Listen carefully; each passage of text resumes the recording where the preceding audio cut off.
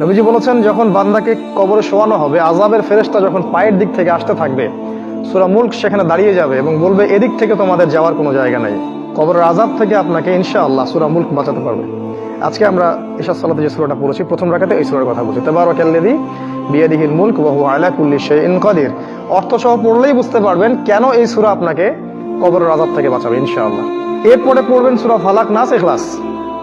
3 বার করে পড়তে হয়। হাত দুটোকে একত্রিত করে নিয়ে ফু দিয়ে মাথা থেকে গায়ের যতদূর পর্যন্ত পারেন মাসাহ করবেন। এই কাজটা কেন করতে হয় জানেন? কারণ যখন আমরা ঘুমাই তখন শয়তান আমাদের ঘাড়ে 3টা গিট দেয়। হাদিসে আছে না? প্রথম গিট দিয়ে বলে যে ঘুমাও, তোমার সামনে লম্বা রাত। আবার দেয়, ঘুমাও, তোমার সামনে লম্বা রাত। ঘুমাও, তোমার সামনে লম্বা রাত। এই যে 3 বার আপনি গাটাকে মাসাহ করলেন, ঘুম থেকে ওঠার সময় আপনার মধ্যে কোনো অলসতা কাজ করবে না। ওই গিট কেটে যাবে ইনশাআল্লাহ এই সূরার বরকতে।